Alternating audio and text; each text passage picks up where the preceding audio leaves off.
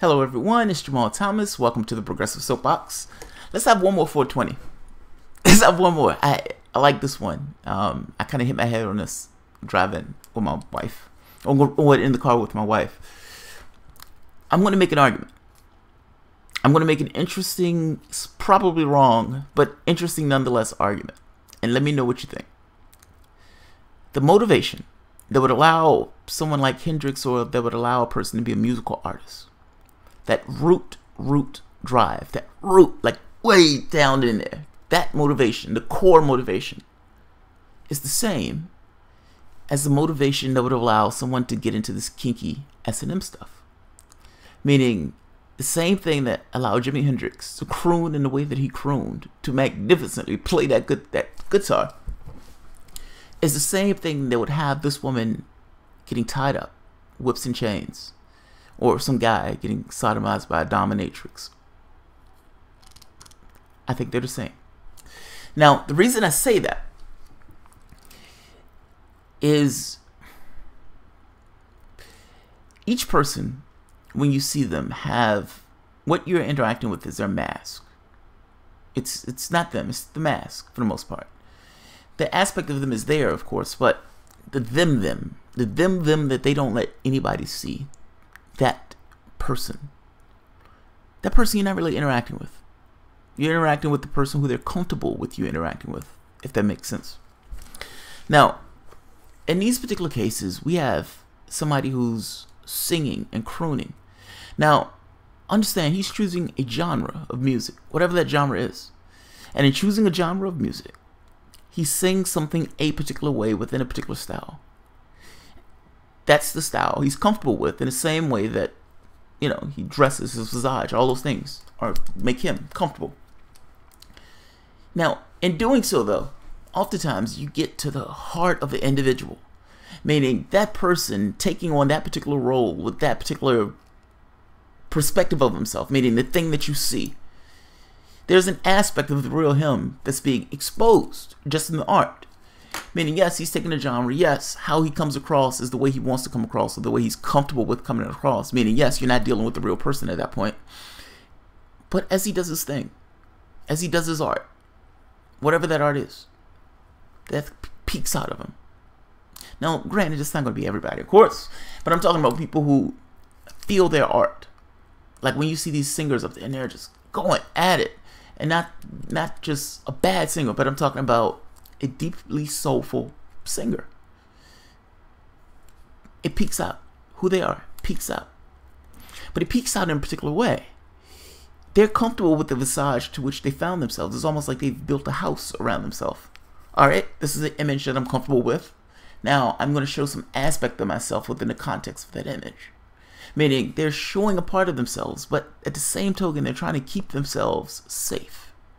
So yes, I'm exposing myself, but at the same token of exposing myself, I'm doing so from a position of safety. The visage that I've taken on, the position that I've taken on in regards to my persona, protects me, the real me, from whatever's out there.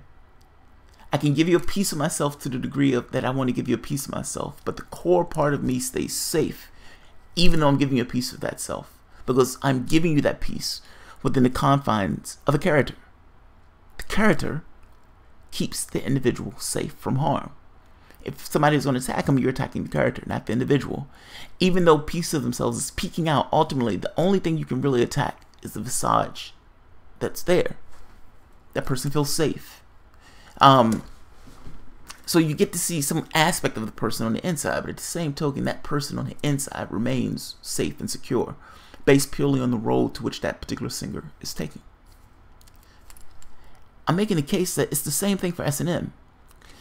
Now, and I would even make it more so for S&M. You have people involved. How many ever people? And look, I think S&M is perfectly fine. I have no feelings about any of this stuff. It's just the way people interact with each other. I'm further to the left than most. I don't care about this at all. If you enjoy it, have at it. Have at it. Have a lifestyle, all that good stuff. If you don't, then don't. It's that simple. In this very particular case, though, we have a man who's dominant and a woman who's submissive. Now, in having this thing, they formalize this arrangement, though. So it's not just the normal human interaction with one another. It's, I am taking on a role, you're taking on a role, and we're going to do this role together. I'm comfortable and safe with being me in the confines of this role. Yes, I enjoy what I'm about to do to you. But again, I still remain somewhat detached from it because ultimately the real me is safe inside, even though part of it is peeking out in the thing that I'm doing right here. Now, she's to some degree the same way. She may have some feelings about this stuff, but ultimately she can say, I feel safe and secure in the role to which I've taken. I'm only playing a role. I'm only playing a role. This is kind of me, but ultimately I'm playing a role. It's almost like the role play itself, the characters that they play, protects who they are on the inside. So that particular person on the inside remains pristine and away from whatever they're about to do. But at the same token, they are doing whatever they're about to do, if that makes sense. Both of these things, in some degree, revolve around communication at their core level. How an individual can communicate something to somebody else. Singing it adds a different dimension to that communication, meaning it's not just, hey Bob, how's it going? I'm fine. Hey Bob! Well, that's a little bit more intense. You have said, hey Bob, but you've said it in a way that is monstrous and you freak Bob the fuck out. You get more bang for your buck in singing something in regards to communication. You can get things across that goes beyond just the words that you're saying. This is kind of my point when I say something is peeking out. He's not taking the normal route of communication. He's taking a route of communication that is intense and that can resonate. In the other case, they've made the decision to communicate. They've made the decision to communicate in formalized ways. So this idea of just regular sex with one another, for whatever reason, no. We're going to formalize the arrangement. And not just formalize the arrangement. I am going to be in charge. You are going to be a submissive. And there's not going to be this organically, thing that takes place in regular sex. We have formalized roles. Yes, we're going to have some fun within those formalized roles, but we have formalized roles that we're going to take. Meaning, I can be submissive with you because ultimately I'm just taking a role. I can do these things. I can be completely free with you in this case because ultimately I am enclosed in my role. What takes place happens to the character, not to the soul involved. Now, I'm trying to make this point that in both cases, these guys are taking on certain roles. The roles that they're taking on has certain dimensions to them. The dimensions of those roles, in many respects, is almost like a mask that they wear. The mask that they wear allows them to be safe and secure and getting out aspects of themselves. So even though they're enclosed within that role or that particular mask, they still are allowed to give out pieces of themselves from what I would imagine they would perceive as a safe way. Any attacks happens to the role, not the person. Like, so somebody may say, well, you don't know me. I've listened to all of your songs. So what? You don't know me. You know whoever was in that song. You don't necessarily know me as an individual. Now, the problem is, there are aspects of you in that song. So yes, the person knows some aspect of you because you've peeked yourself out. But anybody who wants to take shots at you is taking shots at the character, not you as an individual. Same thing with this, with the thing. You may have some feelings about giving of yourself in that way. But if you're playing in a role, well, that's a little different. That's a character that's allowing you yourself to be free. So even though you're enclosing yourself in a role, you're also allowing your freedom. Let me know if I'm off on this. I think I'm, it just seems like in the same way that we wear masks in our particular society, we may wear those masks for a reason. It's our way of interacting, and it's our way of keeping ourselves safe, meaning the things that make us up. We don't necessarily want those things attacked. The way we keep those things from being attacked is to keep those things hidden within the mask and the framework to which we exist. I'm saying the same thing is true for these guys.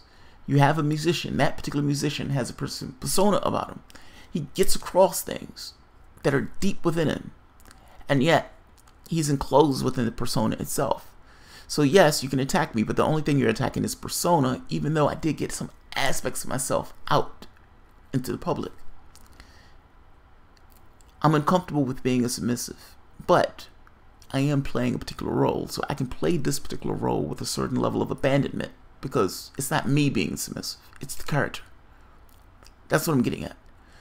In that deep deep-seated way. The character allows you to communicate in a way that gets across more of yourself than you would have otherwise gotten across. The character is something that you can hide behind, you can dwell within, and from within you can shoot out aspects of yourself, to some degree feeling safe and secure in the fact that you're enclosed in a character. I'm making the case that these two are the same. They're the same. And I'm pretty sure you can find other ones in society that's also go along that line. I don't think these things happen to just one part of society. I think most things, it expresses themselves over and over and over and over again in different ways, if that makes sense. Like a trait that you see in one, you see in something else in nature. It just seems to propagate, or nature seems to build off similar themes.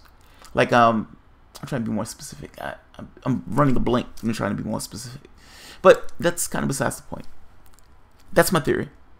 That's my, I don't know what kind of theory I want to call it, but that's my wild theory of whatever. Let me know what you think. Am I right? Are these guys in character, and do these characters essentially protect them and allow them to get aspects of themselves? And look, if that's true, that's a weird oxymoron. Well, maybe oxymoron is not the word. That's paradox. It's, I'm protecting myself and enclosing myself in this thing, meaning I'm locking myself into this. And by locking myself into this, I am free. It's fascinating. At least I think so. I think it's awesome. Alright guys, if you enjoy the content, feel free to share, rate, subscribe, and you can always support the work through Patreon. Thank you.